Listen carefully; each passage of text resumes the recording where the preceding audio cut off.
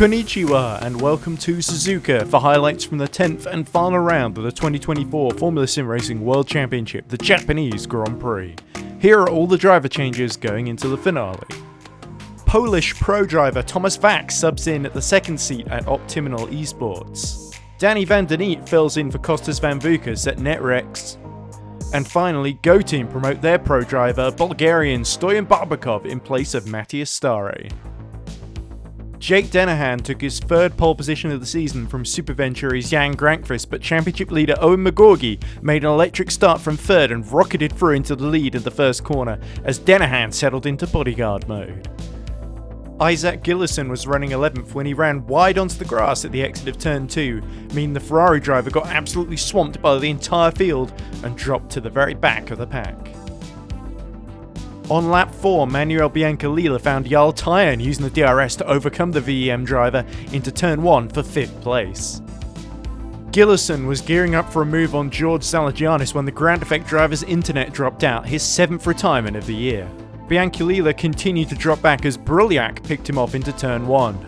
Going into lap 10, Cosmo Prosciutto found himself under attack from Van der Neet into the Casio triangle. The Dutchman didn't quite have enough overlap and the pair touched, leading Prosciutto to go wide and touch the grass at the final corner. Gillison neatly avoided the chaos as he cut to the inside, going 3 wide down the start-finish straight as he climbed up to 17th. Almost immediately, Prosciutto dropped it at the S's, ending his season by retiring 3 times in a row. Ruben Machete was the first to pit on lap 11 and was followed in by Biancalila 3 laps later. Brylyak was in on lap 15 and this started to open the floodgates as Dennehan and Jerne Simoncic pit from 2nd and 4th respectively.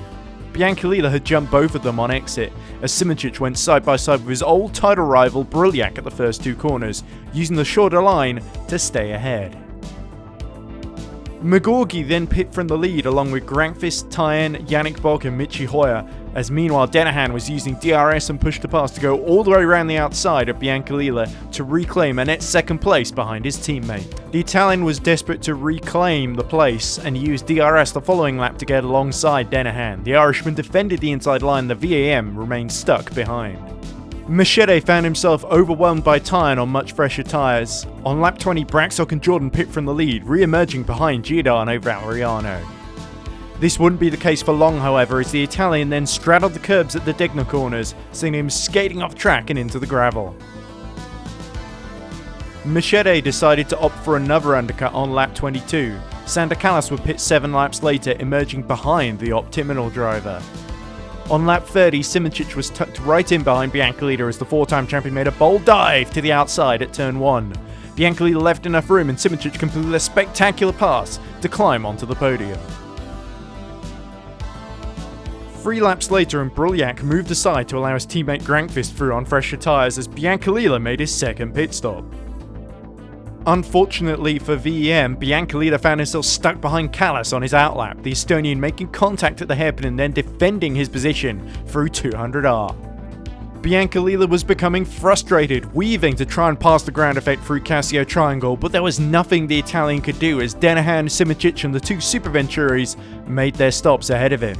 The DRS allowed Biancalila pass down the main straight, but the damage was done. Hoyer made his 2nd stop on lap 35, followed 2 laps later by race leader McGorgy. Tyen came in another 2 laps later, followed by Jordan, handing the lead to Braxock. Bock was struggling to keep his title hopes alive, but on lap 38 he made a decisive move around the outside of Hoyer at the Casio Triangle to run 8th. Braxock pit on lap 39, the Brabham driver being jumped by the Ferrari of Jordan. Machete had been running in the top 15 when he had a huge moment at Dunlop Corner, which sent him into the barriers, losing his front wing. With 13 laps to go, Grankvist cleared the struggling Callas to get back into the top 5. 2 laps later, Bock flew past the other Super Venturi of Brylyak, putting the title challenger 6th, but still a long way adrift of McGorgy. With 7 laps to go, Tyen caught Hoyer in the exit of 130R. This time, Hoyer defended more aggressively and made contact with the NetRex. Hoyer spun on the curb and wrestled for control, narrowly missing Tyen. The following lap, Tyen did battle with Brylyak for 7th. The Super Venturi committed up the inside slightly too late and couldn't back out, leading to the Croatian being spun around, bumping into the wall and falling to 11th. Callas then caught Valeriano in the battle for 13th. The VEM driver outbraked himself into the Casio triangle, leading him to lose control and crash into the side of Callas, ending Valeriano's season in retirement. With 3 laps to go, Grankvist tried to go the long way around Bianculila into turn 1, but the Italian showed him the door and pushed the Filipino Finn onto the grass. Bock tried to take advantage of this, but Grankvist simply backed the Evolution driver into the path of Tyan, who went all the way around the outside with a 3-time race winner in an opportunistic move at the S's. Brilliak found himself under attack from Gillison, but was able to defend through the first 2 corners to hold on to 11th place. On the final lap of the race, Simoncic tried to move around the outside of Denahan for second. In a rerun of their duel here last season, Denahan defended his line and forced Simoncic wide, with the pair making minor contact. For Magorgi though, it had been the perfect race to lead home Raceclutch's third 1-2 this season, his 4th win, securing him the 2024 Drivers' World Championship in his first attempt as a rookie. The British driver celebrated this historic title with some team donuts. Denahan's superb defensive driving meant his teammate was never under threat for victory, as Simoncic ended a tricky season on a high with another podium. Bianculila took 4th for the 2nd time in succession, and Grankvist ends 3 races of atrocious bad luck with a strong drive to 5th. Tyan had an up and down race to 6th, beating Bock, who saw the title slip away from him in the final 2 rounds. Jordan, Braxock and Hoyer rounded out the top 10. Brilliak and Gillison had tough runs to 11th and 12th. Suzuka specialist Callas had a middling run to 13th. Thomas Vack was 14th for Optiminal, and Van den Eet scored the final point of the season. Barbakov and Machete missed out on points but still finished, unlike Valeriano, Prosciutto and Zalagianis.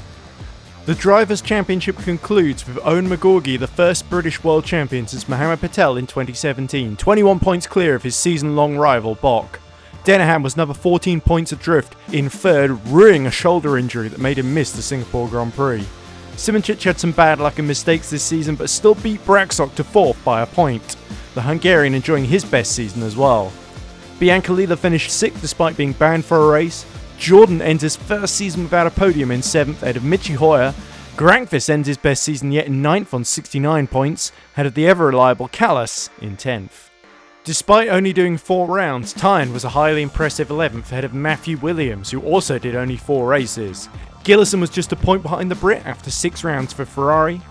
Pro champion Patrick Sebbett was very impressive in his 3 rounds for Go Team, beating full-timer Valeriano to 14th. Alex Siebel was 16th after quitting early in the season, equal on points with Martin Mergeli. Brilliak did just enough to eclipse his predecessor Lalu as Machete rounds out his rookie season in 20th. Tom Stevens was 21st after a run-off drive to 6th in Istanbul, beating pro runner-up Alessandro Maggio. Matthew Stari was 23rd, exactly where he finished in his last World Championship campaign 15 years ago. Stavros Mizadis was just a point ahead of teammate Van den Eet in 24th. Philip Pushke was 26th ahead of Christian Pascal, Kostas Van Vukas and Alex Lahou. Finally, it's Prosciutto who rounds out the top 30. Raceclutch dominated to win their first team's championship, amassing 363 points. Rafa eSports recovered from a tough start to their debut season to steal the runners-up spot from Evolution by 8 points. Ferrari had a disappointing season, the Scuderia slumping from 2nd to 4th.